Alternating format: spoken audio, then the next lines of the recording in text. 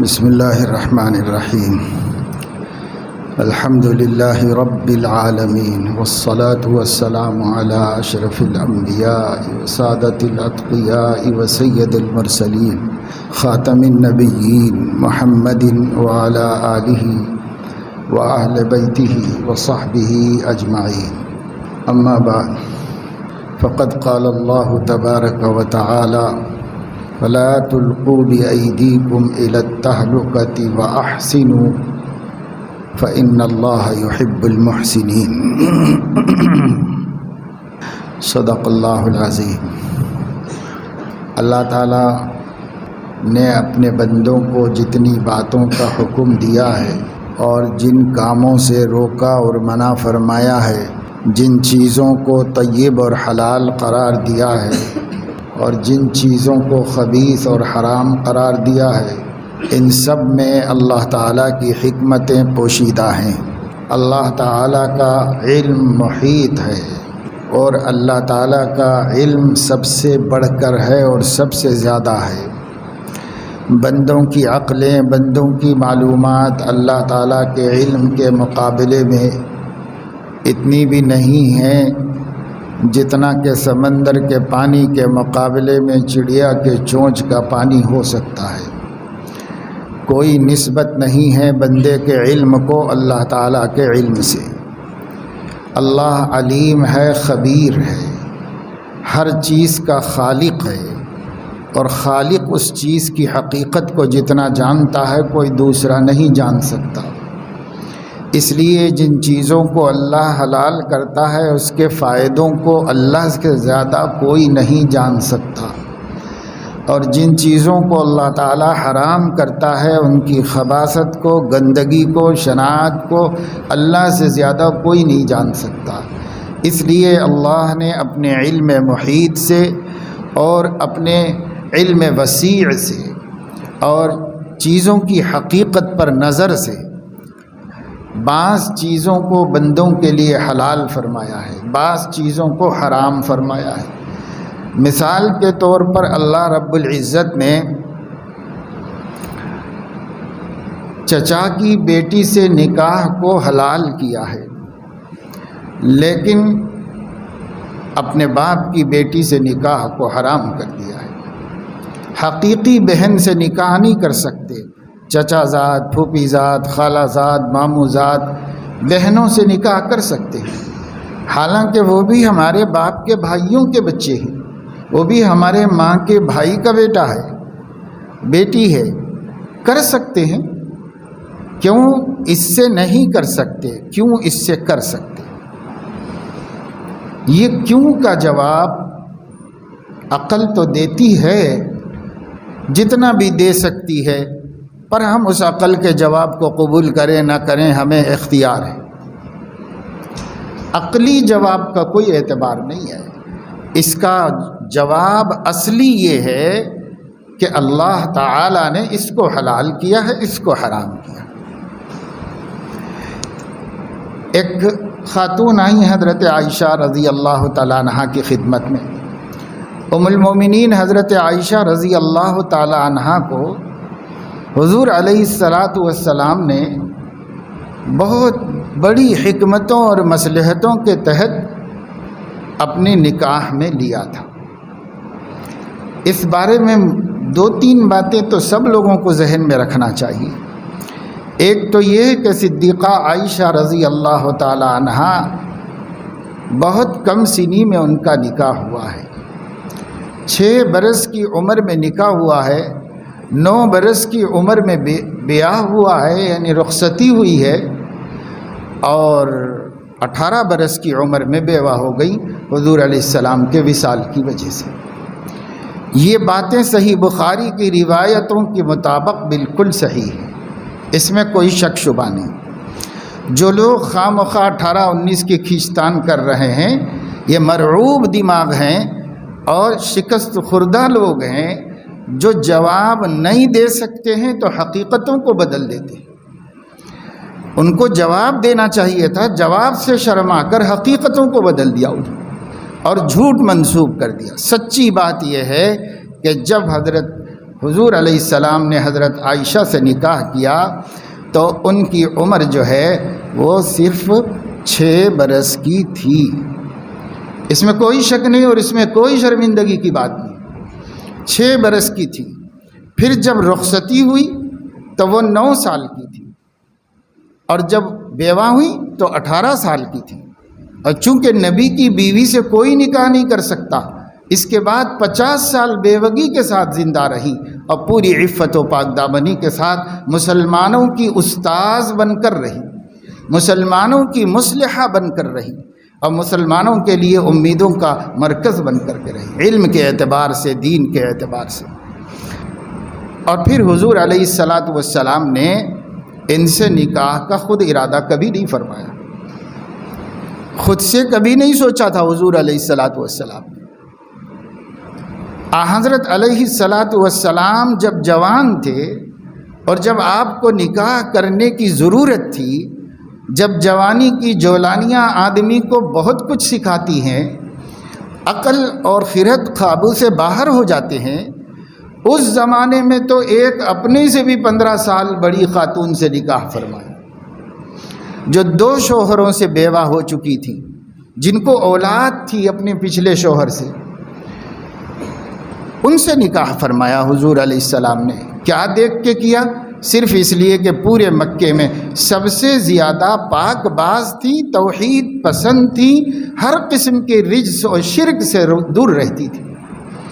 اس پاک بازی کی وجہ سے زمانے کے لوگوں نے ان کو طاہرہ کا خطاب دیا،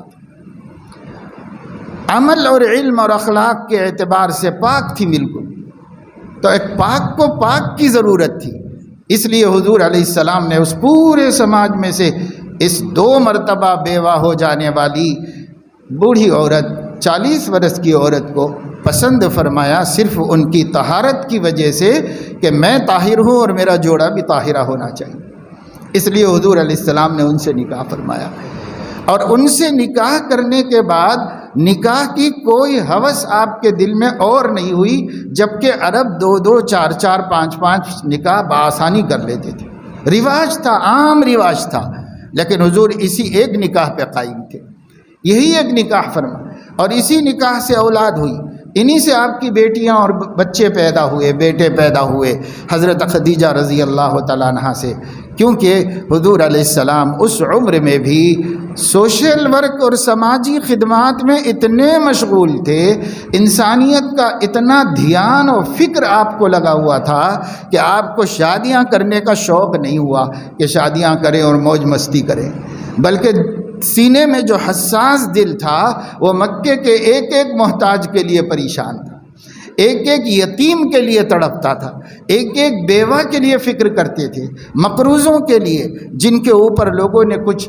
الزامات لگا دیے ہیں اور کچھ پیسوں کا تاوان لگا دیا ہے اور بیچارہ ادا نہیں کر سکتا، تو حضور علیہ السلام تحمل الکل بن کر، یعنی اس کے بوجھ کو اپنے سر پہ لے کر اس کی ادائیگی کی فکر اور اس کی فکر، یہ پورا ویلفیئر سوشل ورک 25 سال کی عمر سے 40 سال کی عمر تک 15 برس کنٹینیو نبی پاک صلی اللہ علیہ وسلم کرتے رہے۔ اسی انسانی خدمت کے جذبے نے کبھی آپ کو اس کا دھیان بھی نہیں دیا کہ ایک اور نکاح کریں، ایک اور شادی کریں، جبکہ عرب کے معاشرے میں کوئی بری بات نہیں تھی، ہر ایک کے پاس 2 4 5 گھر تھے، آپ بھی کر لے سکتے تو کوئی تعجب کی بات نہیں، لیکن دھیان ہی نہیں، دھیان اللہ کے بندوں پر تھا، دھیان اللہ کے بندوں کی صلاح و فلاح پر تھا۔ جب تک نبی نہیں بنائے گئے تب تک ان لوگوں کی دنیا درست کرتے رہے، اور جب نبی بنائے گئے تو ان کی دنیا آخرت دونوں کی فکر میں لگ گئے۔ تو اتنا مصروف آدمی، اس کو عیش و عشرت کی کیا سوجے گی بھائی؟ جس کے دل میں، جس کے سینے میں ایک حساس دل ہو اور جو غمگین ذہن رکھتا ہو، وہ کیا دنیا میں ان چیزوں کی طرف دھیان دے گا؟ ایک بات، اب آپ 40 برس کے ہو گئے، ابھی تک آپ نے دوسرا نکاح نہیں فرمایا، اور آپ کی عمر جب 50 سال کی تھی تب حضرت ابو طالب کا بھی انتقال ہو گیا اور حضرت خدیجہ کا بھی انتقال ہو گیا۔ 25 برس رفاقت رہی اور 25 برس میں اولاد ہوئی، اولاد بڑی ہوئی، خود حضور علیہ السلام نے اپنی بیٹیوں کے نکاح بھی کر دیے تھے، کیونکہ رواج تھا، کلچر تھا، چھوٹی بچیوں کا نکاح کیا جاتا تھا، اسی کو عزت و فخر سمجھا جاتا تھا، اس لیے حضور علیہ السلام نے بھی اپنی 2 بیٹیوں کا نکاح کر دیا تھا۔ اس سے پہلے ہی ایک کا تو ہو گیا تھا، باقاعدہ رخصتی بھی ہو گئی تھی، اور 2 اور کو ابو لہب کے بیٹوں سے، چچا کے بچوں سے نکاح کر دیا تھا۔ لیکن جب حضور علیہ السلام نے نبوت کا دعویٰ کیا تو ابو لہب کے بچوں نے اس وقت میں آ کر اپنے باپ کے حکم سے حضور کی بیٹیوں کو طلاق دے دی تھی، لیکن نکاح کر دیا تھا اسی عمر میں حضور علیہ السلام نے اپنی بیٹیوں کا۔ پھر جب حضرت خدیجہ وفات پا گئی تو بچیاں بے سہارا ہو گئیں گھر میں۔ ایک بیٹی سسرال میں تھی، 3 بیٹیاں گھر میں تھیں، چھوٹے بچے انتقال کر گئے تھے، کوئی نرینہ بچے بڑے نہیں ہوئے حضور کے، تو اب یہ 3 بیٹیاں گھر میں تھیں۔ جوان بچیوں کو گھر میں رکھ کر کے امت کے غم میں اور فکر میں پھرتے رہنے پر یہ ایک اور غم کہ بچیوں کی حفاظت کیسے ہو۔ بچیوں کی حفاظت تو بہت اہم مسئلہ ہے۔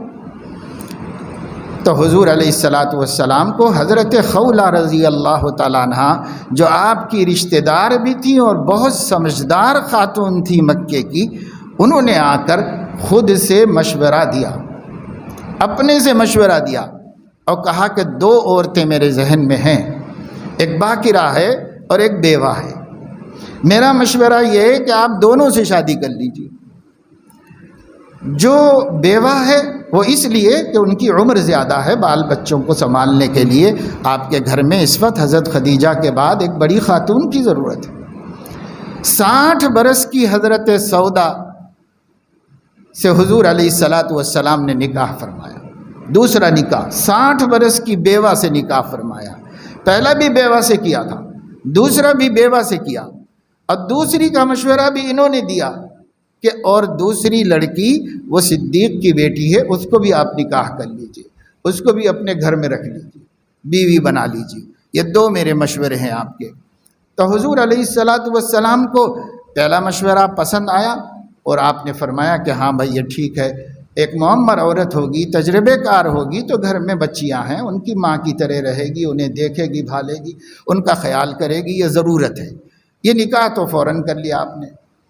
اور حضرت عائشہ کے بارے میں حضور علیہ السلام کو ابھی فوری طور پر کچھ خلجان تھا، اور حضرت علیہ السلام نے فرمایا کہ رشتہ تو یہ بھی عمدہ ہے اور بڑھیا ہے، لیکن تم اس سلسلے میں معلوم کرو ان کے والدین کا کیا خیال، والدین کا خیال معلوم کرو۔ اللہ کی طرف سے حضور علیہ السلام کو بشارت دی گئی کہ صدیق کی بیٹی سے آپ کا نکاح ہوگا، یہ بشارت دی گئی اللہ کی طرف سے۔ اس بشارت نے آپ کے دل میں اس خیال کو اور پختہ کر دیا، حضرت خولہ کے مشورے کو اور پختہ کر دیا حضور علیہ السلام کے دل میں کہ یہ اللہ بھی چاہتے ہیں۔ پھر جب صدیق اکبر کے پاس جا کر حضرت خولہ نے کہا کہ میں پیغام لائی ہوں اللہ کے نبی کا آپ کے بیٹی کے واسطے، تو یہ حضرت ابو بکر اور ان کی اہلیہ محترمہ کے لیے ایک عید کا دن تھا، ایک خوشی و مسرت کی گھڑی تھی۔ لیکن صدیق اکبر کو 2 خلجان تھے، ایک یہ کہ اس بیٹی کا نکاح اس سے پہلے انہوں نے مطعم بن عدی کے بیٹے سے کر دیا تھا، پہلے رشتہ ہو چکا تھا، مکے میں ایک سردار کی بیٹے سے رشتہ ہو چکا تھا۔ اس لیے صدیق نے فرمایا کہ بھائی آلریڈی یہ رشتہ ہو چکا ہے، اس لیے ان لوگوں کے نہ بولنے تک میں دوسرا رشتہ نہیں کر سکتا، دوسری جگہ بات نہیں کر سکتا، چاہے میرے نبی ہی کیوں نہ ہو، چاہے میرے دوست ہی کیوں نہ ہو، لیکن زبان بھی تو کوئی چیز ہے، ایک سے وعدہ ہو چکا ہے، لہذا ان سے پہلے پوچھوں گا، اگر وہ لوگ راضی ہیں تو زبان دے چکا ہوں، ان کے پاس ہی کر دوں گا، اور اگر ان کی رائے بدل گئی تو میرے لیے سنہری موقع ہے کہ میں اپنے نبی کے لیے اس کو طے کروں گا۔ تو وہ گئے اور ان سے کہا بھائی رشتے کے بارے میں آپ لوگوں کا کیا خیال ہے؟ تو اس نے فوراً اپنی بیوی سے پوچھا کہ بولو جی کیا خیال ہے؟ تو اس کی بیوی نے کہا کہ ابو بکر نے اپنا دین بدل کر بے دین ہو گیا ہے، اس لیے اس گھر سے ہم کو بچی نہیں لانا ہے۔ تو کہا دیکھو کیا کہہ رہی ہے؟ تو کہا ہاں ہاں ٹھیک ہے، بالکل میں یہ دین تو نہیں چھوڑوں گا، اور آپ کو نہیں پسند ہے تو جانے دیجئے، رشتہ ختم کیجئے۔ حضرت ابو بکر بھی دل میں یہی چاہ رہے تھے کہ ادھر سے ہی ختم ہو جائے تو اچھا ہے، میرے لیے اور بڑی عزت کی بات ہو جائے گی۔ چنانچہ ختم کر دیا، بہت خوش آئے وہاں سے کہ ایک مسئلہ تو حل ہو گیا۔ دوسرا مسئلہ انہوں نے یہ رکھا کہ اللہ کے نبی صلی اللہ علیہ وسلم نے مجھے منہ بولا بھائی بنایا ہے، اور یہ فرمایا ہے کہ ابو بکر تم میرے بھائی ہو، تو وہ میرے منہ بولے بھائی ہیں، بھتیجی سے کیسے نکاح کر سکتے ہیں؟ میری بیٹی تو ان کی بھتیجی ہوگی، تو اس سے کیسے نکاح کر سکتے ہیں؟ تو یہ اشکال ہے۔ تب حضور علیہ السلام نے فرمایا منہ بولے بیٹا ہو، بھائی ہو، رشتہ کوئی سا بھی ہو، بنا تو سکتے ہیں آپ منہ بولا رشتہ، لیکن منہ بولا رشتہ حقیقی رشتہ کبھی نہیں بن سکتا۔ زید ابن حارثہ کو حضور نے منہ بولا بیٹا بنایا تھا، لوگ زید ابن محمد کہتے تھے، وہی نازل ہوئی کہ ایسا مت کہو، اس کے باپ کا بیٹا ہے وہ، اب اس کے باپ کا ہی نام لیا کرو، نبی کا نام مت لگاؤ اس کے باپ کے ساتھ۔ یہ بہت بڑی خیانت ہے اور بہت بڑا جرم و گناہ ہے۔ چنانچہ حضور نے منع کر دیا، کوئی بھی زید ابن محمد نہ کہے، زید ابن حارثہ کہے، ان کے ابا کے نام سے موصوف کرے، کیونکہ باپ کا نام بدلنے سے بڑا گناہ کچھ، سب سے بڑا گناہ ہے باپ کا نام بدلنا، اس لیے ان کے باپ کے نام ہی سے ان کو یاد کیا جائے۔ لیکن حضور نے بیٹا بنا کے رکھا، عمر بھر ساری زندگی بیٹا بنا کے رکھا، ان کے بچوں کو اپنے پوتروں کی طرح پرورش کی، وہ پالا حضور علیہ السلام نے۔ مگر یہ ہے کہ رشتہ تو نہیں بنے گا، یہ صرف منہ بولی بات ہے، خیر خواہی ہے، محبتیں ہیں اور کچھ نہیں، شرعی رشتہ نہیں بنے گا۔ شرعی رشتہ وہی ہے جو اللہ نے بنایا ہے، اور دوسرا کوئی شرعی رشتہ نہیں بنے گا۔ تو حضرت ابو بکر کا یہ مسئلہ بھی حل ہو گیا۔ جب یہ مسئلہ بھی حل ہو گیا تو وہ خوشی سے راضی ہو گئے، اور انہوں نے خود حضور علیہ السلام کو اپنے گھر میں بلا کر خود ہی ان کا نکاح پڑھ کے بیعہ دیا اور نکاح کر دیا۔ یہ پوری تفصیل جس کے ذہن میں ہوگی وہ یہ سمجھ سکتا ہے کہ یہ وہ دور ہے جس دور میں لوگ نبی کی چھوٹی چھوٹی غلطیاں پکڑنے کے لیے گھور گھور کے دیکھ رہے تھے، لیکن پکڑ نہیں پا رہے تھے۔ اگر اس وقت کے سماج میں یہ کوئی بری بات ہوتی تو اس کو تو لے کے پورا مکہ سر پہ اٹھا سکتے تھے، اور اس کو تو لے کے حضور علیہ السلام کی عزت و ناموس کو داغدار کر سکتے تھے وہ لوگ۔ لیکن ان لوگوں کو پتا تھا کہ یہ تو کوئی غلط بات ہوئی ہی نہیں، وہ تو خیال بھی نہیں گیا کسی کا، کسی کو دھیان بھی نہیں گیا، کیونکہ اس زمانے کے سماج میں اسی عمر میں بچیاں بیاہ ہی جاتی تھیں۔ یہ اور بات ہے کہ حضور علیہ السلام نے جتنے نکاح فرمائے اس کے علاوہ سب بیوگان سے کیے، وہ اس وجہ سے کیے کہ اس وقت کے سماج میں بیوہ کے نکاح کو معیوب سمجھا جاتا تھا۔ انسانیت پر رحم کھاتے ہوئے حضور علیہ السلام نے بیواؤں سے نکاح کر کے سب کو ہمت دلائی کہ بھائی بیواؤں کو بیکار مت چھوڑو، ان سے نکاح کرو، ان سے بھی نکاح کرو۔ لیکن اگر باقرہ تو جو ہے وہ 6 برس کی عمر میں نکاح ہونا عرب کے کلچر میں کوئی غلط بات نہیں تھی، وہ تو رواج تھا، ریگولر چیز تھی، وہ ہوتی ہی تھی، اس پہ کسی کو تعجب تھا نہ اعتراض تھا۔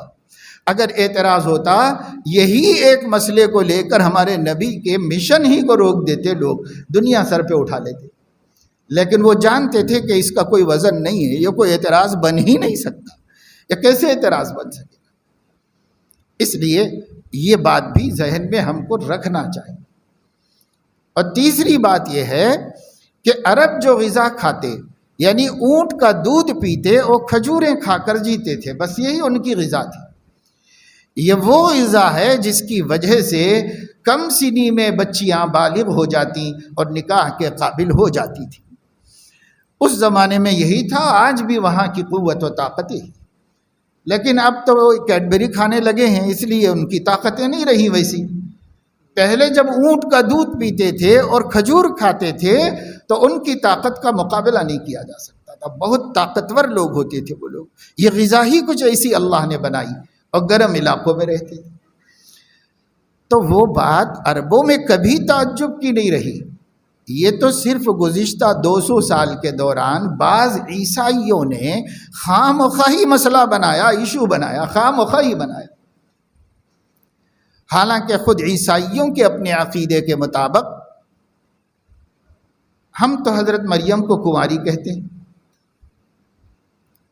کنواری مریم، حضرت مریم کنواری ہیں، ان کا کسی سے نکاح نہیں ہوا، جو بیٹا ہوا سیدنا عیسیٰ علیہ السلام تو وہ اللہ کی قدرت سے ہوئے، اللہ کے معجزے کے طور پر ہوئے کہ اللہ نے قدرتاً ایک اعجاز دکھایا کہ میں ایسا بھی کر سکتا ہوں کہ نکاح نہ ہو پھر بھی اولاد پیدا کر سکتا ہوں۔ اور اس سے پہلے میں نے آدم کو نہ ماں نہ باپ دونوں بھی نہیں تھے تو پیدا کیا تھا، ان کے باپ نہیں تو پیدا کیا، تعجب کی کیا بات ہے۔ ان مثل عیسیٰ عند اللہ کمثل آدم، عیسیٰ کی پیدائش کی مثال اللہ کے نزدیک آدم کی جیسی ہے، بے ماں باپ ان کو پیدا کیا اور بے باپ ان کو پیدا کیا، تو اس میں تعجب کی کیا بات ہے۔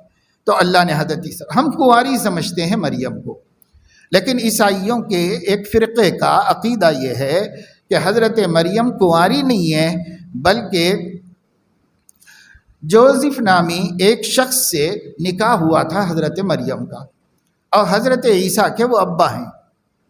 نعوذ باللہ، ہم نہیں مانتے لیکن عیسائیوں کا عقیدہ ہے۔ اور وہ کہہ رہے ہیں کہ جس وقت یہ نکاح ہوا ہے اس وقت میں جوزف کی عمر جو تھی وہ 99 برس کی تھی، اور حضرت مریم کی جو عمر تھی وہ 7 برس کی تھی۔ تو ان کو بھی اعتراض کرنے کا کوئی حق نہیں، اس لیے کہ ان کے عقیدے کے مطابق، ہمارا تو نہیں ہے، ان کے عقیدے کے مطابق حضرت مریم کا نکاح ہوا ہے۔ سینٹ میری حضرت مریم ان کا نکاح ہوا ہے ان کے عقیدے میں، ہمارے عقیدے میں نہیں ہوا، ہم تو قرآن کے مطابق ہیں۔ قرآن کہتا ان کا کوئی نکاح نہیں ہے، جبرائیل نے آ کے روح پھونکی اور اللہ تعالیٰ نے حمل قرار دیا اور بچے پیدا ہو گیا بیٹا۔ لیکن ان کے عقیدے میں نکاح ہوا ہے تو کیسا ہوا ہے؟ ایک 99 برس کا، ایک 7 برس کا۔ تو جب ان کے ہاں ان کے سب سے بڑے بزرگ کا نکاح اس طرح ہوا ہے تو ان کو بھی زبان ہے منہ میں بولنے کے لیے کہ محمد صلی اللہ علیہ وسلم نے ایسا کیوں کیا۔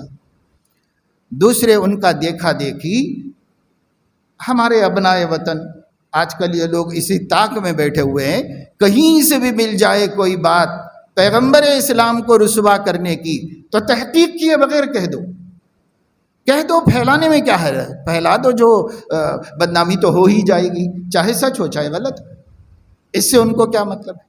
تو ان کو مل گئی یہ بات، ان لوگوں نے ایسی چلا دی، اور چلانے کا سبب بھی اللہ ہماری قوم کو ہدایت دے، بنے ہیں مسلمان ہی، مسلمان ایک حماقت نہ کرتے اور قرآن کے مطابق عمل کرتے تو یہ ان کی زبان پر نہ آتا۔ ان لوگوں کی زبان پر اتنی بری بات لانے کا سبب بنے مسلمان، ڈبیٹ میں مسلمان سبب بنے، اور مسلمانوں کی بیہودہ گفتگو کا جواب میں یہ بات سامنے آئی۔ اسی لیے قرآن نے پہلے ہی کہہ دیا تھا لا تسبوا الذین یدعون من دون اللہ فیسبوا اللہ عدوا بغیر علم۔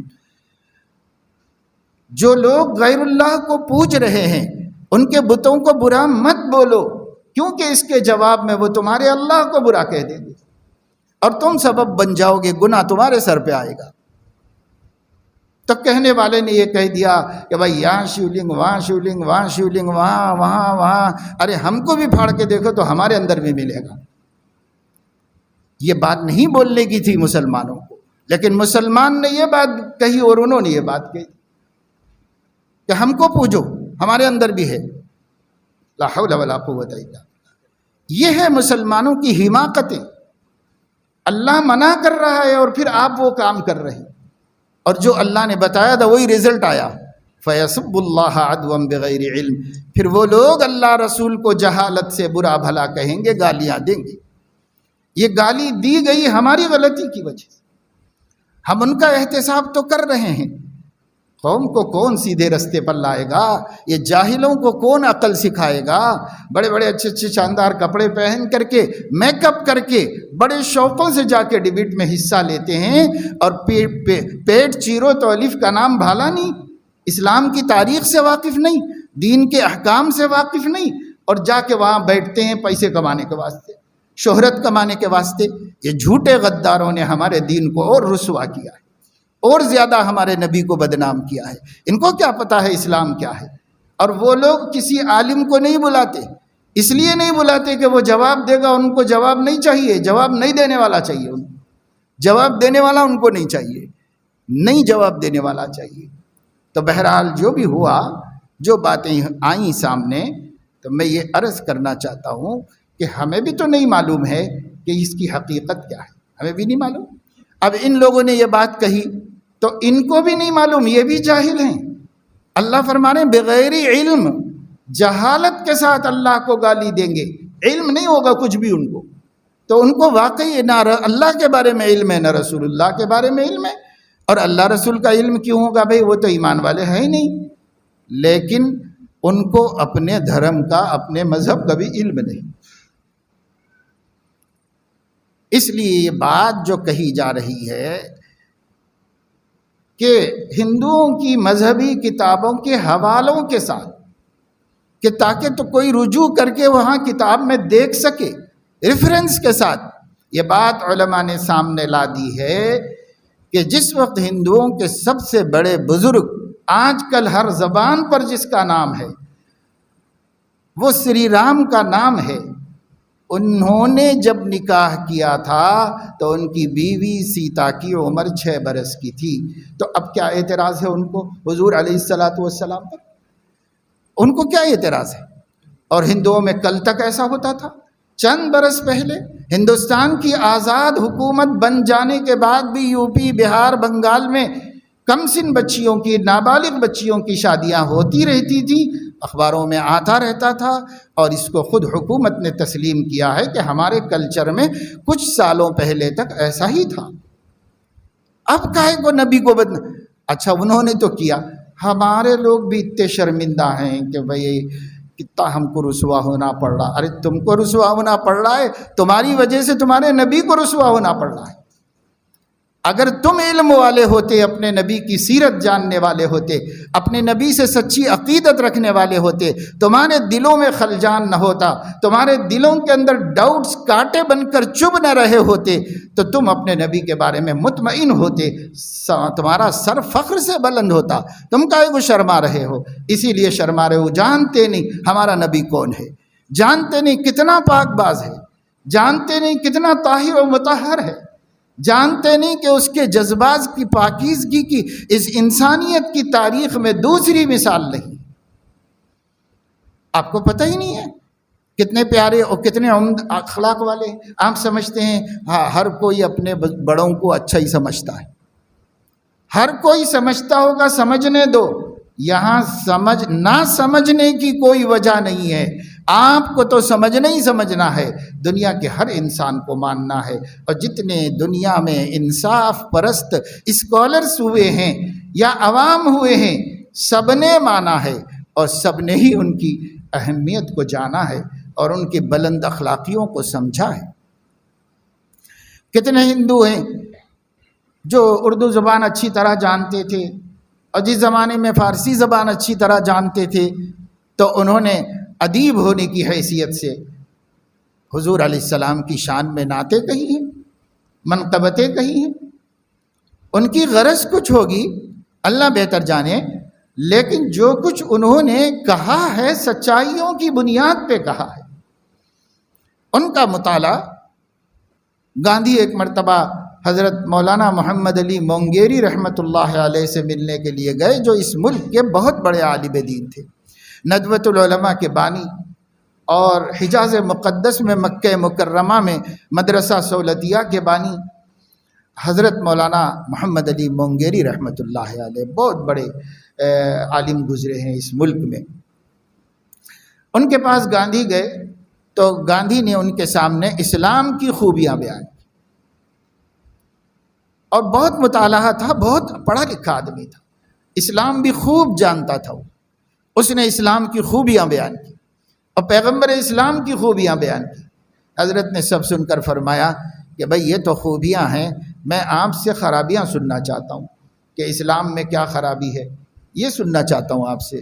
خوبیاں تو خیر میں بھی جانتا ہوں، مسلمان ہوں، خرابی بتائیے کیا ہے؟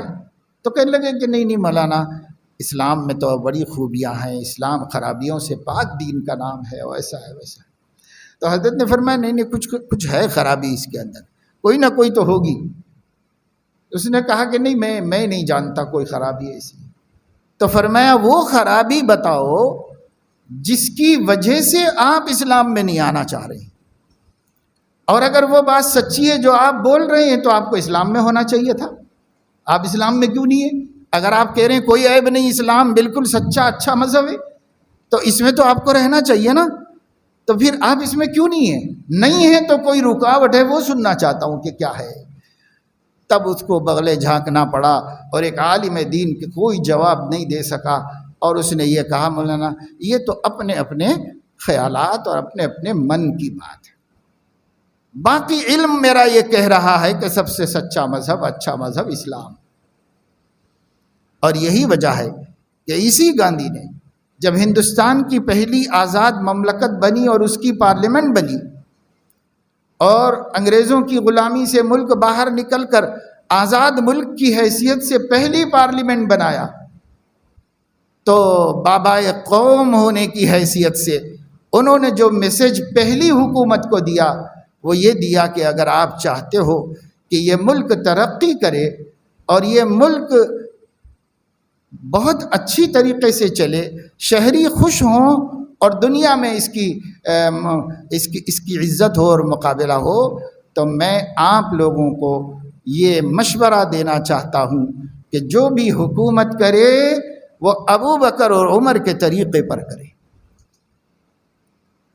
اب یہ ریکارڈ ہے نا، اس کو کیوں نہیں لاتے منظر پر؟ اسے تو دبا دیا گیا، دفنا دیا گیا، مگر تاریخ میں سے بھلایا نہیں جا سکتا۔ بابائے قوم ہونے کی حیثیت سے پورے ملک کے ہندوستانیوں کے رہنما، سیاسی رہنما کی حیثیت سے اس شخص نے اس ملک کی پہلی پارلیمنٹ کو ہدایت دی کہ اگر کامیاب حکومت کرنا چاہتے ہو تو ابو بکر و عمر کو اسوہ بناؤ اور اس کے مطابق کام کرو۔ مگر جب ابو بکر و عمر اور اس کے نبی اور ان کے خدا ہی سے دشمنی دلوں میں بھری ہوئی ہو تو کیا فائدہ اٹھائیں گے اور کیا ان کی نقل کر سکیں گے؟ تو خیر، میں آپ کو یہ بات بتا رہا تھا کہ حضرت عائشہ رضی اللہ تعالیٰ عنہا کے نکاح کے بارے میں ہیر پھیر کی کوئی ضرورت نہیں، جو ہوا صحیح ہوا، اچھا ہوا، وہی ہوا جو ہر قوم اور ہر مذہب کے پیشواؤں نے کیا ہے، کچھ بھی اس کے اندر غلط نہیں ہوا، اس میں ہمیں کچھ بھی سوچنے کی ضرورت نہیں ہے۔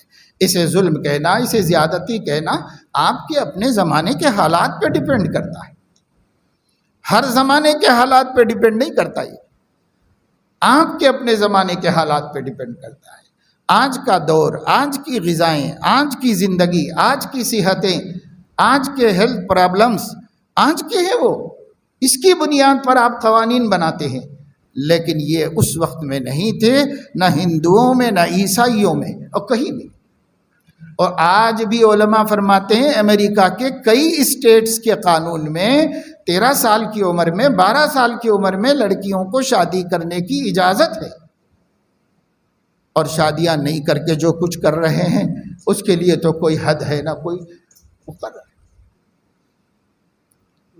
اب تھوڑی دیر جب یہاں رہتا ہوں حیدرآباد میں تو گھر پر ناشتہ کرتا ہوں، ناشتے کے اتنی دیر میں اخبار پہ ایک نظر ڈالتا ہوں کہ کیا چل رہا ہے ملک میں۔ تو جب اخبار کھولو ایک خبر تو ضرور ہوتی ہے کہ فلاں پکڑا گیا کم سن لڑکی کی آبرو ریزی کر کے، فلاں پکڑا گیا، فلاں پکڑا گیا۔ یہ مسلم سماج، اور جو نام پڑھ رہا ہوں نا ڈرتے ڈرتے آگے پڑھتا ہوں کہ کہیں مسلم نام نہ نکل جائے، لیکن کیا کریں بد نصیبی کو کہ وہ نام مسلمانوں کے نکلتے ہیں۔ آج بھی 2 مسلم نام اخبار میں ہیں جنہوں نے اپنے پڑوس کی ایک بچی کو پٹا کر کے ایک کے بعد دیگر بدکاری کی اپنے گھر میں لے جا کر، اور نابالغ بچی سے۔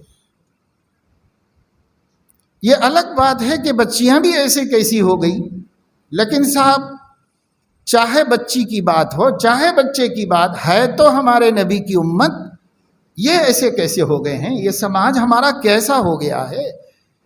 میں وہی بات بتانے کے لیے آج یہ آیت پڑھا تھا اور توجہ دلانا چاہتا تھا کہ اللہ نے جس چیز کو حلال کیا اس میں بڑی حکمت ہے، اور اللہ نے جس چیز کو حرام کیا اس میں بھی بڑی حکمت ہے۔ مسلمانوں کو اللہ کے حلال کو حلال اور حرام کو حرام مان لینا چاہیے، اور اس کے مطابق اپنی زندگیاں بنا لینی چاہیے، نہیں تو یہ سماج اور بدتر سے بدتر ہوتا چلا جائے گا۔ رسوائی صرف آپ کی نہیں ہوگی، آپ کے دین کی بھی ہوگی، آپ کے نبی کی بھی ہوگی، آپ کے خدا کی بھی ہوگی، سب کی ہوگی۔ یہ کیا خواہشات ہے، یہ کیا جذبات ہے؟ بے حیائی اس کا سبب ہے، گھروں میں بے پردگی اس کا سبب ہے۔ سب بچیاں کھلی عام پھر رہی، جب یہ کھلے عام پھر رہی محلے کی بچیاں، محلے میں بچے بھی ہوتے ہیں تو آگ پانی کیسے اکٹھا ہو سکتے ہیں؟ یعنی اس سے آگ دلوں میں لگے گی، یہ برداشت نہیں ہو سکے گا، اور جب وہ آگ بھڑکے گی تو وہ حلال و حرام کی تمیز سے محروم ہو جائیں گے، پھر نہیں دیکھیں گے کیا حلال ہے کیا حرام۔ اس لیے سب سے بڑا سبب بے پردگی کا سبب، بے پردگی کا سبب ہے، اور اس بے پردگی کے نتیجے میں اور بے پردگی کے بعد لباس عریانی، ایسا لباس یا تو کم سے کم ہوتا ہے جسم کے اوپر، یا پھر اتنا چست اور فٹ ہوتا ہے کہ ہونا نہ ہونا برابر ہوتا۔ سب کا شوق یہی ہے، سب کا یہی شوق ہے۔ نمازی حاجی بڑی دین کی باتیں کرنے والے کے گھر کے جا کر بچوں کو دیکھو، بچیوں کو دیکھو، پوتروں پوتریوں کو دیکھو، نواسوں نواسیوں کو دیکھو، سب کا لباس یہی ہوتا جا رہا ہے، سب کا یہی لباس ہوتا جا رہا ہے۔ نہیں پوچھ سکتا دادا کہ بیٹا یہ ایسا کیوں شروع کر دیا تم نے اپنے گھر میں یہ لباس؟ ہم مسلمان ہیں، ہم لوگوں کا یہ لباس نہیں۔ وہ بات جو حضرت عائشہ نے کہی تھی آج نانی کیوں نہیں کہتی؟ وہ بات جو حضرت عائشہ نے فرمائی تھی دادی ماں کیوں نہیں کہتی مسلمانوں کی، اپنے آگے کی نسل سے، اپنے بچوں سے کیوں نہیں کہتی؟ جب حضرت عائشہ کی خدمت میں کچھ عورتیں آئی تھیں جن کے کپڑے ذرا باریک تھے، تو انہیں دیکھ کر حضرت عائشہ رضی اللہ تعالیٰ عنہا نے سلام کا جواب دے کے فوراً یہ فرمایا ان کنتن مسلمات فہؤلاء لباس غیر مسلمات۔ انہوں نے یہ کہا کہ اگر تم لوگ مسلمان ہو تو میں تم کو بتانا چاہ رہی ہوں کہ جو کپڑے پہنے ہوئے یہ مسلمانوں کا لباس نہیں، یہ مسلمانوں کا لباس نہیں، کیونکہ باریک ہے جسم اور بال اس میں سے جھلک سکتے ہیں، اس لیے لباس مسلمانوں کا نہیں۔ یہ جو حضرت عائشہ کا جملہ ہے ہر مومن ماں کے دل میں ہونا چاہیے، زبان پر ہونا چاہیے کہ وہ یہ دیکھے اپنے چھوٹوں کے کہ کپڑے اسلام کے مطابق ہیں یا نہیں ہیں۔ اس کے برخلاف ایک طبقہ تعلیم یافتہ ایسا کھڑا ہو گیا ہے جو یہ کہہ رہا ہے کہ لباس کا اور کلچر کا اسلام سے کوئی تعلق نہیں ہے، اسلام میں تم جو چاہے پہنو، جو چاہے کھاؤ، جیسے چاہے رہو، جو چاہے کرو، حلال کرو حرام کرو، زنا کرو نشہ کرو، صرف نماز پڑھنا چاہیے اور اللہ کو ایک ماننا چاہیے۔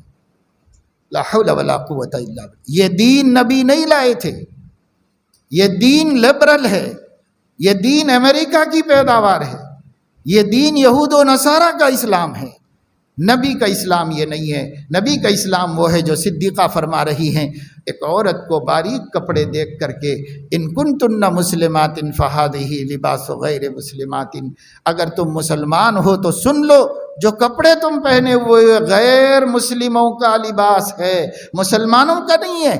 حضرت عائشہ تو کہتی ہیں کہ کلچر کا اسلام سے تعلق ہے، آپ کہہ رہے ہیں کہ اس کلچر کا اسلام سے کوئی تعلق۔ تو شاید حضرت عائشہ نے غلط سمجھا تھا نبی کے دین کو اور آپ لوگوں نے صحیح سمجھا تھا، اور حضرت عائشہ نے غلط سمجھا تھا، صحابہ نے غلط سمجھا تھا نبی سے دین کو۔ کیا کہنا چاہتے ہیں؟ جو صحابہ نے سمجھا وہی صحیح ہے. ہم کہاں 1400 برس کے بعد صحیح سمجھنے کے دعوے دار بن کے بیٹھے. جو صحابہ نے سمجھا تھا وہی صحیح. تو حضرت عائشہ رضی اللہ تعالیٰ عنہ کے پاس آئی ہوئی خاتون نے یہ سوال کیا تھا کہ جب عورتیں ناپاک ہوتی ہیں تو نماز بھی نہیں پڑھ سکتی، روزہ بھی نہیں رکھ سکتی، لیکن بعد میں نماز معاف ہو جاتی ہے، روزہ دہرانا پڑتا ہے، قضا نہیں، رکھ لینا پڑتا ہے، ادا ہی ہوتا ہے. تو نماز بھی نہیں پڑھ سکتے ناپاکی میں، روزہ بھی نہیں رکھ سکتے، پر نمازیں معاف ہو جاتی ہیں اور روزہ رکھنا پڑتا ہے. تو یہ فرق کیوں ہو گیا؟ جب اللہ ہی کی دی ہوئی مجبوری سے نماز بھی نہیں پڑھی تھی اور اللہ نے معاف کر دی، یہ تو سمجھ میں آیا، پر روزہ رکھنا پڑتا ہے یہ نہیں سمجھ میں آیا. یہ سوال کسی خاتون نے حضرت عائشہ رضی اللہ تعالیٰ عنہا سے کیا. حضرت عائشہ نے فوراً اس کے جواب میں فرمایا، احروریۃ انتی، کیا تو باطل فرقے کی عورت ہو گئی ہے؟ کیوں تیرے ذہن میں ایسا سوال آیا؟ ہمیں اللہ کے نبی نے نمازیں نہ دہرانے کی اجازت دی ہے، روزے دہرانے کا حکم دیا ہے، اس لیے یہ دہرانا ہے اور یہ نہیں دہرانا ہے. بس میں نے اس پہ بتایا کہ عقل ساری دنیا کی ایک طرف اور جو اللہ کی وحی ہے وہ ایک طرف. ساری دنیا کی عقل کو اس کام میں فائدے نظر آ رہے ہیں اور اللہ کی وحی میں نقصان ہے، تو ہم مسلمانوں کے لیے اس کام میں کوئی فائدہ نہیں ہے، ہم مسلمانوں کے لیے اس کام میں نقصان ہی نقصان. اس کو ایمان کہتے ہیں. عقل کا دخل نہیں ہے، عقل اللہ کی بڑی نعمت ہے، یوز کرو، لیکن اللہ کی نقل کو وحی کو سمجھنے کے لیے استعمال کرو. اللہ کی وحی جو کہہ دے، سمجھ میں آئے نہ آئے، صحیح وہ ہے، یہ نہیں ہے جو دنیا کہتی ہے. ہاں عقل کے بھی مطابق ہو جائے تو اور اچھا ہے، ہم کو اطمینان ہو جائے گا کہ بھائی ہاں بھائی یہ بات ایسی ہے، ایسی ماشاءاللہ. چنانچہ کبھی کبھی حضور علیہ السلام نے حکمت بھی بتائی ہے، قرآن میں اللہ نے بھی اپنے حکموں کی حکمت بتائی ہے، لیکن ہمیشہ نہیں بتائی، کبھی کبھی بتائی ہے. اور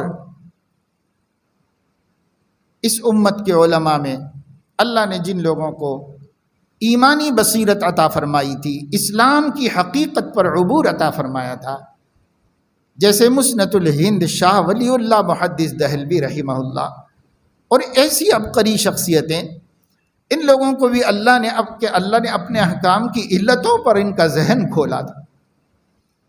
اس لیے ایسے علماء نے مقاصد شریعت پر کتابیں لکھی اور اس میں اللہ کے دین کی مصلحتیں بھی بتائیں کہ دیکھو اس میں یہ فائدہ، یہ فائدہ، یہ فائدہ، یہ فائدہ ہے دنیا کا اور آخرت کا، اس لیے اللہ نے یہ حکم دیا ہے. مگر ہم اس کے پابند نہیں ہیں اور ہم اس کے محتاج نہیں ہیں، اس واسطے کہ ہر بندے کا علم اتنا نہیں ہو سکتا اور ہر بندے کی عقل اتنی نہیں ہو سکتی. تو ہمیں سیدھے سیدھے کہہ دیا گیا وَمَا آتَاكُمُ الرَّسُولُ فَخُذُوهُ وَمَا نَهَاكُمْ عَنْهُ فَانْتَهُوا.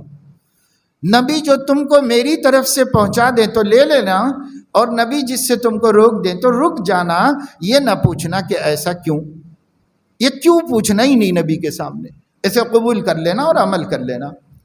اور اتنا اطمینان رکھنا کہ نبی نے جو کہا ہے میری طرف سے کہا ہے، اور میں علیم و خبیر ہوں، میں کچھ غلط نہیں کرتا، میں کچھ غلط نہیں کہتا، سب صحیح کہتا ہوں. اس لیے میرے اوپر بھروسہ کرنا اور نبی کی بتلائی ہوئی بات قبول کر لینا. کتنا آسان کر دیا ہمارے لیے کامیابی کا راستہ، اسلام پر چلنے کا راستہ. لیکن اب ہم وہی لے کے بیٹھے ہیں، نہیں ایسا کیسا ہوتا، میری جو سمجھ میں نہیں آ رہا. تو کون، تیری سمجھ کیا؟ اللہ فرما رہا ہے، اللہ کے بعد تو کون ہوتا ہے؟ تو یہ سمجھنے کی باتیں کی جا رہی ہیں. کیوں سمجھنا چاہتے ہو بھائی؟ ماننا بناؤ مزاج. مسلمان ماننے والے کو کہتے ہیں، مسلمان سرنڈر ہو جانے والے کو کہتے ہیں، ایمان مومن ماننے والے کو کہتے ہیں.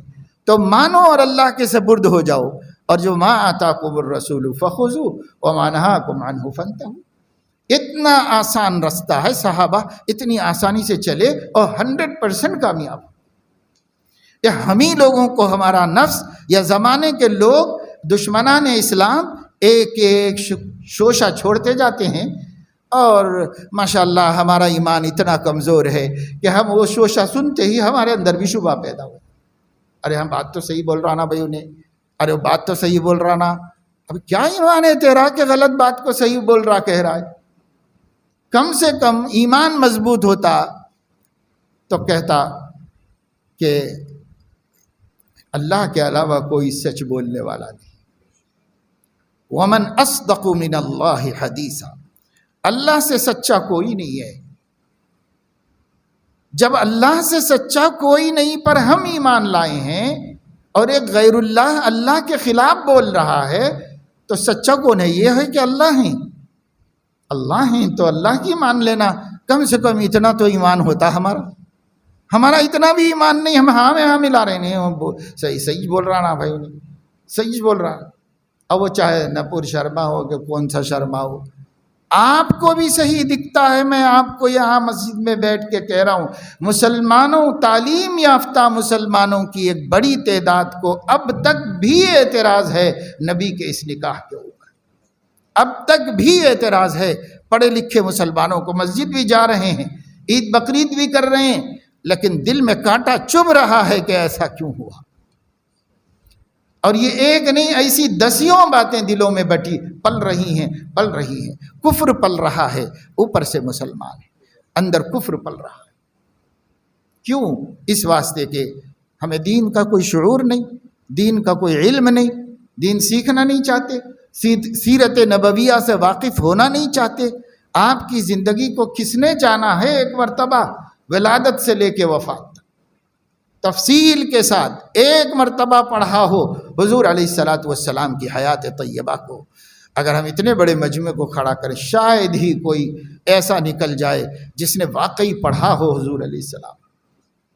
اکثریت ناواقف و بے خبر ہے، اور بے خبروں کو جو بھی اشکال پیدا ہو جائے کم ہے۔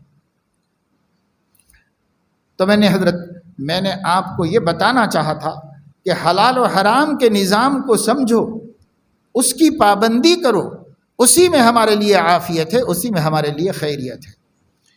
لیکن ایک حدیث بیان کرنے کے لیے حضرت عائشہ رضی اللہ تعالیٰ عنہا کا نام آیا، تو چونکہ میں محسوس کر رہا ہوں، دیکھ رہا ہوں، سن رہا ہوں کہ مسلمان خود بھی کچھ نہیں جانتے، 0/0 ہیں۔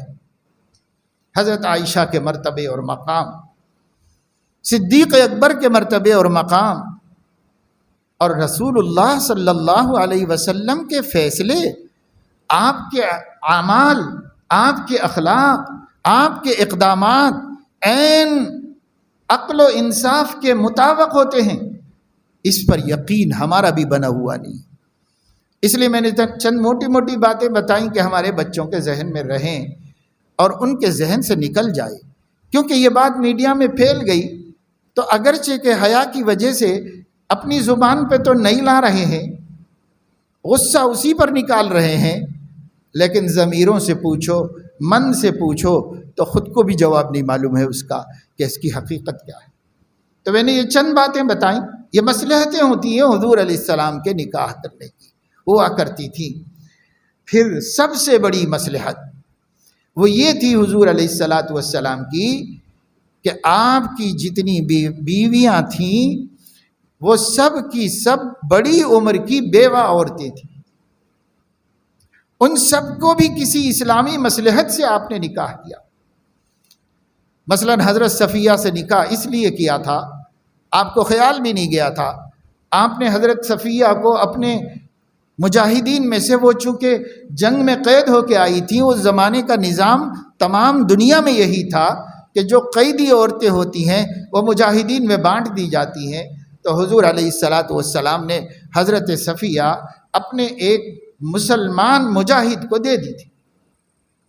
تو دوسرے مسلمانوں نے کہا کہ یا رسول اللہ وہ یہودی سردار کی بیٹی ہے، اگر آپ ایک معمولی آدمی کو دے دیں گے تو وہ لوگوں کے ہاں میسیج رانگ جائے گا اور وہ یہ سوچیں گے کہ کوئی عزت نہیں ہے عزت والوں کی اسلام میں، وہ یہ سوچیں۔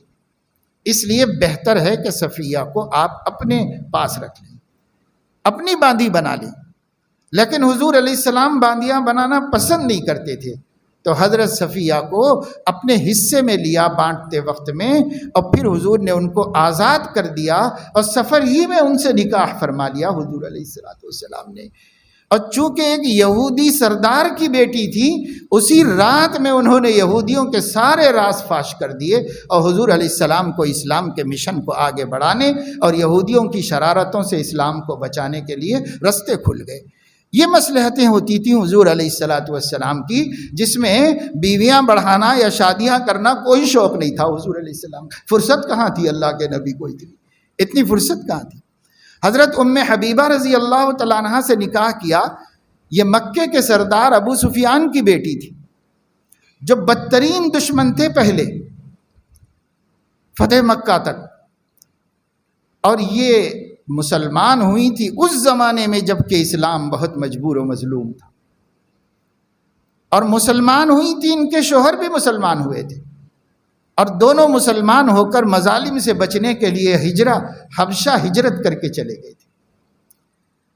لیکن وہاں جانے کے بعد چونکہ حبشہ میں سب عیسائی تھے، تو حضرت ام حبیبہ کا جو شوہر تھا وہ دنیا کے اور مال و متاع کے لالچ میں عیسائی بن کر وہاں کی کسی عیسائی عورت سے شادی کر لیا، مرتد ہو گیا۔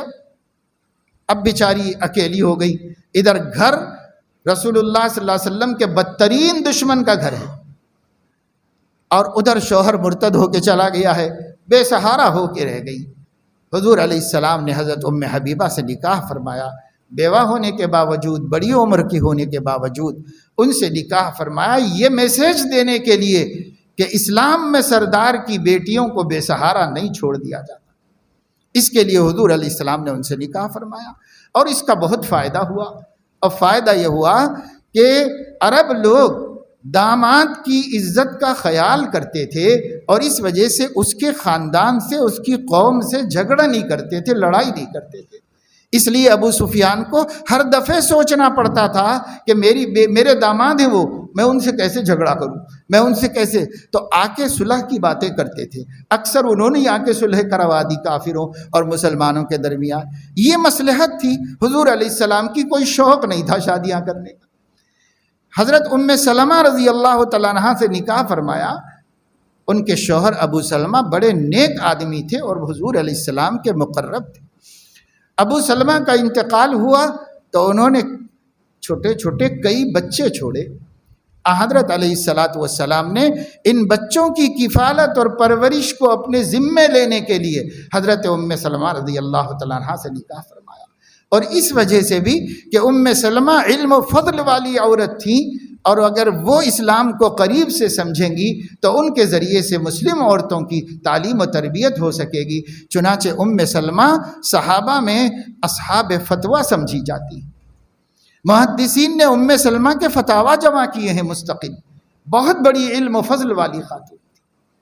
اور حضرت عائشہ کو اس لیے کیا کہ آپ ایک بڑی عالمہ فاضلہ چھوڑنا چاہتے تھے اپنے پیچھے عورتوں میں، مردوں میں تو بے شمار تھی، عورتوں میں کسی بڑی عالمہ فاضلہ کو چھوڑنا چاہتے تھے حضور علیہ السلام۔ اور یہ جتنی عورتیں تھیں ان کی عمر تحمل علم کی عمر نہیں تھی، یعنی اتنی بڑی بڑی عمریں تھی کہ یہ طالب علم بن نہیں سکتے اور بہت زیادہ علم نہیں حاصل کر سکتے تھے۔ ایک باکرہ کنواری کم سن بچی کی ضرورت تھی، اور اگر حضور کو تربیت دینا ہوتا تو نامحرم کو تو نہیں دے سکتے تھے۔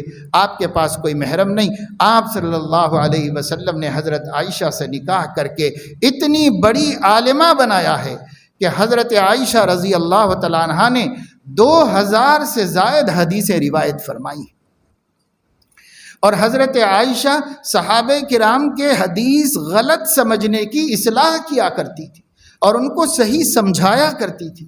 حضرت عمر کی مجلس علم میں ایک بات پہ اختلاف ہو جاتا تو حضرت عمر آدمی کو بھیجتے تھے اور کہتے تھے کہ حضرت عائشہ سے پوچھو ان کی کیا رائے ہے، وہ جو معنی بتائیں گے وہی یہاں مانی جائے گی بات۔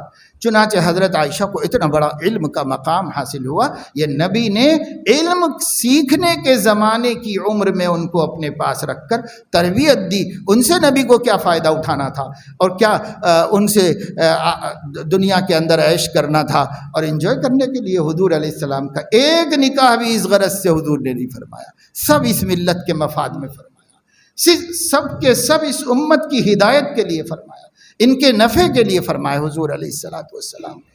اللہ مسلمانوں کو توفیق دے کہ وہ اپنے نبی کے بارے میں جان سکیں، اپنے نبی کو پہچان سکیں، اپنے نبی کے بارے میں غلط فہمیوں کو اپنے دلوں سے پہلے نکال سکیں۔ جب ہمارے دلوں کے کانٹے نکل جائیں گے، ہم دوسروں کو کھل کر بولیں گے اور ان کے سامنے فخر سے ذکر کریں گے، اور ان کا کوئی اشکال ہے تو ہم جواب دے سکیں گے۔ اور جو سویا ہوا ہے وہ سوئے ہوئے کو جگا نہیں سکتا۔ ہماری ملت اپنے دین سے جاہل ہے، وہ دین سے جاہلوں کو کیسے علم دے سکتی ہے اور کیسے ان کو بتا سکتی ہے؟ اس لیے بھائی اس جانب توجہ دیجئے، فکر کیجئے اور اپنے نبی کو پہچانیے، اور اپنے نبی کے بارے میں جو باتیں دشمنان اسلام نے پھیلائی ہیں اسے اپنے دل کا کانٹا مت بننے دیجئے، اس کا صحیح جواب جانیے اور اپنے دل سے اپنے ڈاؤٹ کو کلیئر کیجئے۔ اگر ڈاؤٹ رہا تو ایک دن یہ کفر بن جائے گا، شرک بن جائے گا۔ اس لیے ڈاؤٹ کو رہنے مت دیجیے، وہیں صاف کیجیے۔ چھوٹے چھوٹے کانٹی کی جھاڑی 2 انگلیوں سے پودے کو اٹھا کر پھینک سکتے ہیں آپ، لیکن اگر یہ درخت بن جائے تو پھر اس کے ضرر سے بچنا آسان نہیں ہوتا۔ اس لیے اپنے ڈاؤٹس کو باقی مت رکھو، مت پالو ایمان کے بارے میں، اسلام کے بارے میں، آخرت کے بارے میں، رسالت کے بارے میں، وحی کے بارے میں، اللہ کے بارے میں ڈاؤٹس مت رہنے دو اپنے دلوں میں۔ اس کو نکالو، اس کو نکال کر ہی ہم مومن کامل بنیں گے، اس سے پہلے ناقص مسلمان رہیں گے۔ اللہ اس کی ہمیں توفیق عطا فرمائے اور اللہ تعالی ہماری اس غفلت کو دور فرمائے، اور سب مسلمانوں کو بالخصوص کل اس امت کو سنبھالنے کے لیے جن لوگوں کے سر پہ ذمہ داری پڑے گی، یعنی آج کے نوجوان، ان کو اس میں آگے بڑھنا چاہیے اور بستیوں میں علماء کو تلاش کرنا چاہیے، انہیں پکڑیے، انہیں بٹھائیے، انہیں مجبور کیجئے کہ وہ آپ کو ٹائم دیں، اور آپ اگر ان کی کچھ خدمت کر سکتے ہیں تو کریے، اور نہیں کر سکتے ہیں تو نہ کیجئے۔ ہم ان سے کہیں گے اللہ سے اجر لینے کے لیے بیٹھو اور ان کو سناؤ اور ان کو سمجھاؤ، دنیا میں چاہے پیٹ پہ پتھر باندھنا پڑے، وہ بھی ہمارے نبی کی سنت ہے۔ اس لیے آپ کے اندر طلب پہلے ہونا چاہیے۔ آپ کہو ہم 20 آدمی یہ سننا چاہتے ہیں، آپ کہو ہم 40 آدمی یہ سننا چاہتے ہیں اور دین جاننا چاہتے ہیں، ہم علماء کو پکڑ کے لا کے بٹھائیں گے زبردستی۔ الحمدللہ آج ایک نوجوان عالم بھوکا رہ کر بھی کام کرنے کو تیار ہے۔ کل ہی ہم نے علماء کے پورے شہر کی میٹنگ میں ان لوگوں سے تبادلہ خیال کیا، انہوں نے ہاتھ اٹھائے کہ کام اگر ہے ہم تیار ہیں بیٹھنے کے لیے، ٹائم دینے کے لیے، ہم تیار ہیں کام کرنے۔ تو کام کرنے کے لیے تیار ہیں علماء۔ آپ لینا نہیں چاہتے ہیں، آپ سیکھنا نہیں چاہتے ہیں، آپ جاہل کے جاہل ہی رہنا چاہتے ہیں، آپ اپنے نبی سے بے خبر رہنا چاہتے ہیں، آپ اپنی آخرت کو جاننا ہی نہیں چاہتے، تو پھر اس کا کیا حل ہے بھائی؟